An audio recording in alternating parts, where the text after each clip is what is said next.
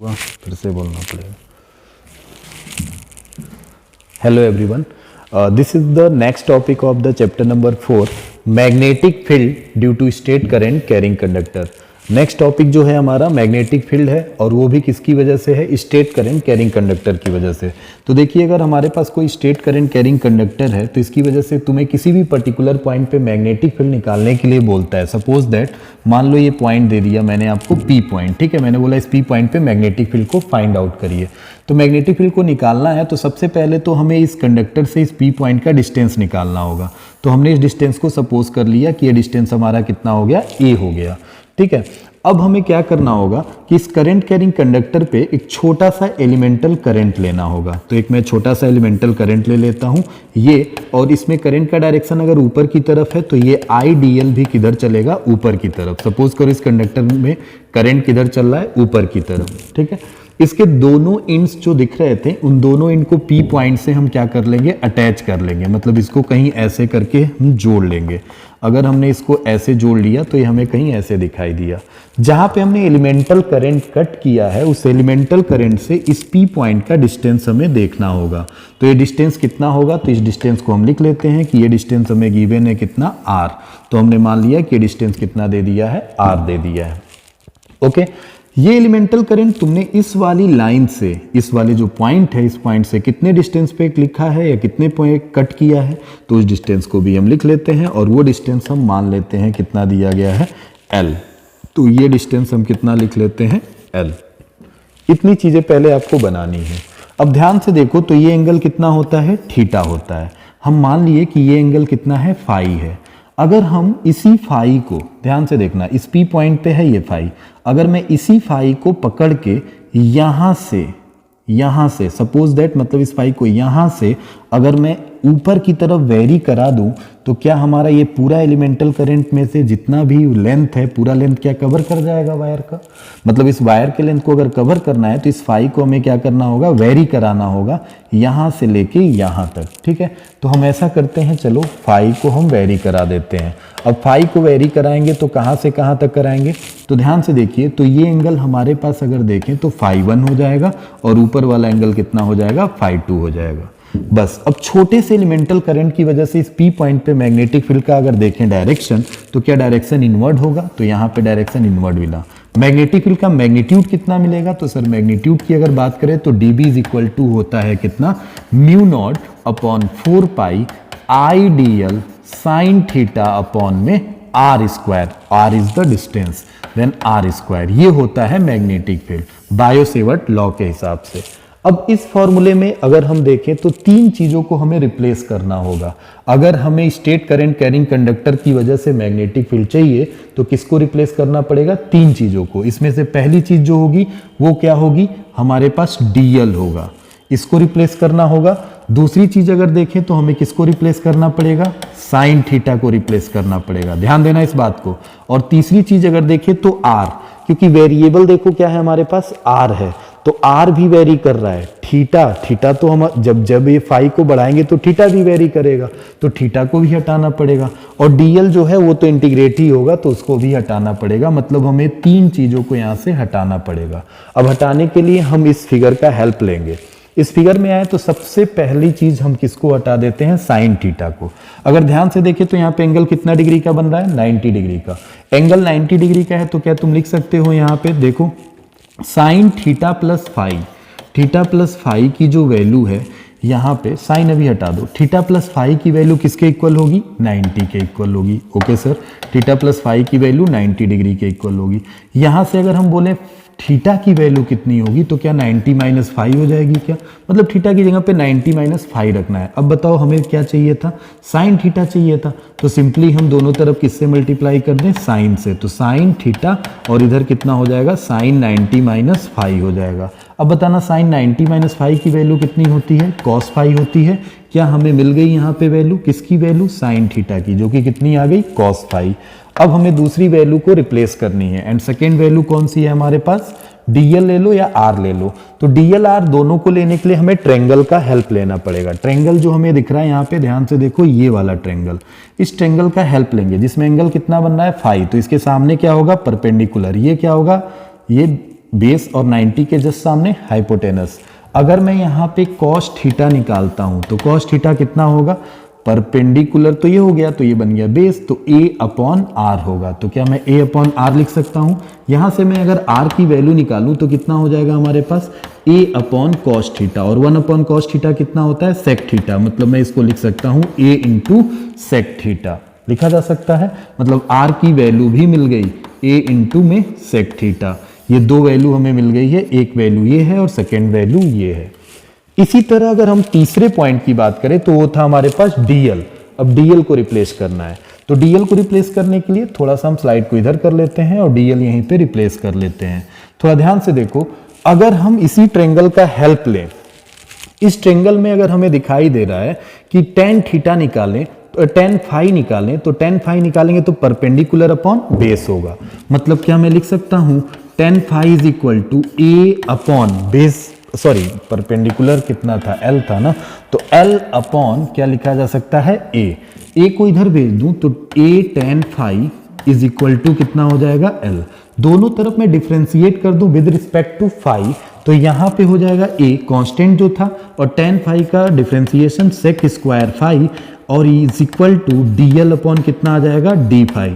इस D phi को उठा के इसके पास मल्टीप्लाई कर दें तो a sec square phi D phi is equal to DL. क्या डीएल भी रिप्लेस हो गया, तीनों वैल्यू रिप्लेस हो गई।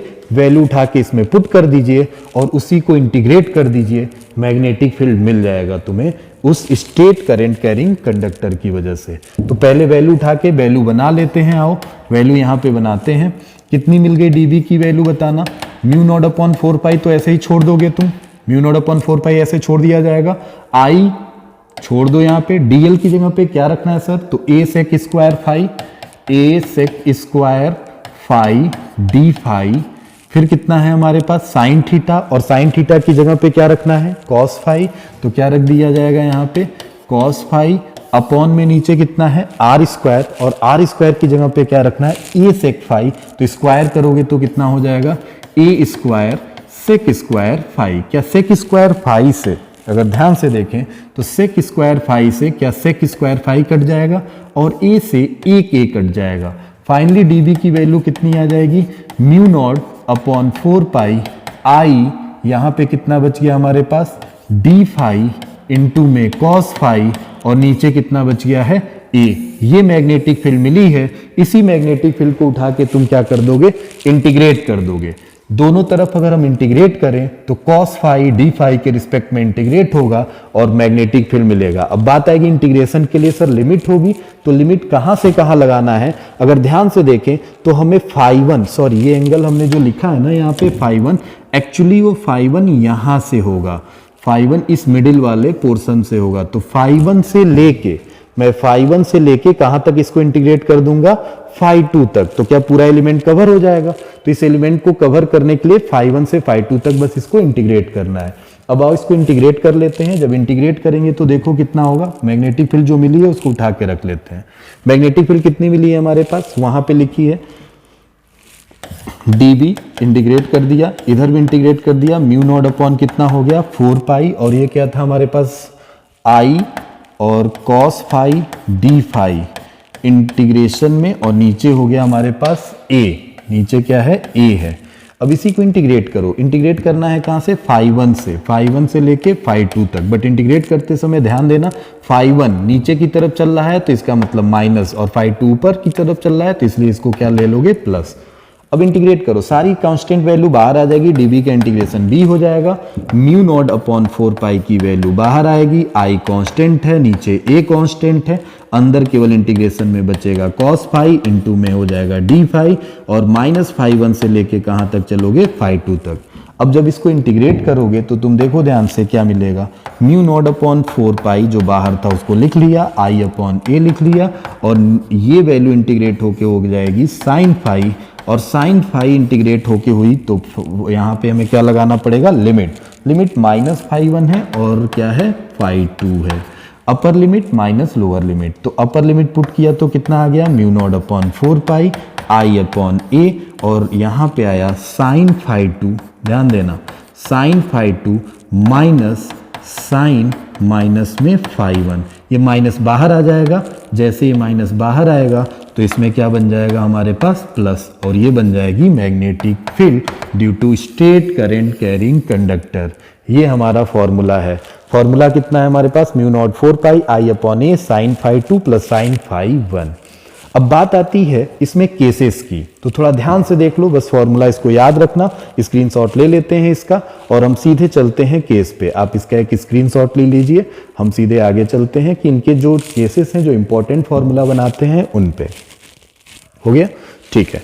अब देखो थोड़ा ध्यान से, अगर हम इस फॉर्मूले में जो हमें फॉर्मूला मिला है उसी फॉर्मूले के हिसाब से अगर मैं बोलूं कि हमारा जो स्टेट करंट कैरिंग कंडक्टर है, सपोज दैट वो बहुत लंबा है और ये पी पॉइंट एकदम मिडिल में आ जा रहा है, जैसे जैसे तुम इस करंट कैरिंग कंडक्टर को लंबा करोगे, तुम ध्यान से देखो क्या ये एंगल जो यहाँ पे बन रहा था, क्या वो एंगल बड़ा होता जाएगा। मतलब केस नंबर अगर हम फर्स्ट की बात करें तो केस नंबर फर्स्ट क्या होगा कि अगर वायर की लेंथ इनफाइनाइट हो और P point at the mid point, P point कहां पे आ रहा है, बीच में आ रहा है कहीं, ये पी पॉइंट एकदम वायर के बीच में आ रहा है। इस केस में क्या ये फाई 1 और फाई 2 लगभग 90 डिग्री हो जाएंगे क्या, तो फाई 1 को क्या ले लेना 90 और फाई 2 को भी क्या ले लेना 90। जैसे फाई 1 और फाई 2 को तुम 90 लोगे तो क्या ये साइन फाई 2 91 और ये भी 1, तो क्या 2 हो जाएगा और 2 से 4 कट जाएगा, तो फाइनली फॉर्मूला कितना आ जाएगा म्यू नॉट, और नीचे देखो यहाँ पे आई अपॉन ए 4 पाई इंटू में 2 से कट गया और फॉर्मूला आया म्यू नॉट आई अपॉन 2 पाई ए। ये बनेगा मैग्नेटिक फील्ड। इनफाइनाइट लेंथ का वायर, पी पॉइंट कहां पे होगा, मिड पॉइंट पे। तो केस नंबर फर्स्ट समझ में आ गया, फॉर्मूला याद रखना।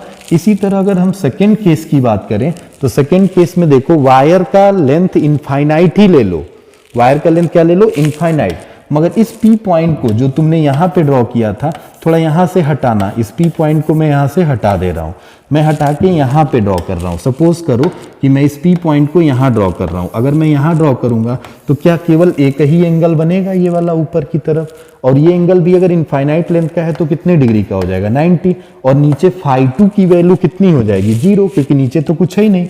मतलब अगर हम सेकेंड केस की बात करें तो वायर की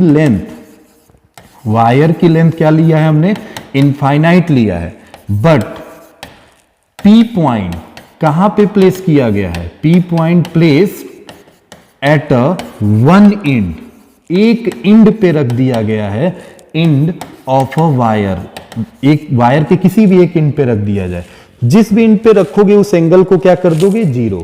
तो देखो ध्यान से, नीचे वाले अगर हम इसमें देखें इस मेन फिगर में, तो नीचे वाले केस में अगर एंड पे रखेंगे तो फाई 1 0, ऊपर वाले केस में रखेंगे तो फाई 2 0। तो अगर हम नीचे रखे हैं तो फाई 1 को क्या कर देंगे 0। अब इस फॉर्मूले में 0 करेंगे तो साइन 0 0 हो जाएगा, और फाई 2 को क्या कर देंगे 90, तो फाई 2 को कर देना है भाई 90 और फाई 1 को कर देना है 0। अब जैसे करोगे तो 0 पे 0 हो जाएगा और ये 1 हो जाएगा, और फाइनली फॉर्मूला हो जाएगा म्यू नॉट आई अपॉन 4 पाई ए, और ये बनेगा मैग्नेटिक फील्ड उस पॉइंट पी पे। क्लियर है इतनी बात। तो ये दो केसेस जो हैं वो मेन हमारे क्या है, इंपॉर्टेंट है। मेन फॉर्मूला ये था, इसी फॉर्मूले से हमने दो केसेस बनाए हैं। फॉर्मूलों को नोट करिए, हम आगे पढ़ेंगे किसी करंट कैरिंग लूप की वजह से मैग्नेटिक फील्ड कितना होता है। Okay, thank you.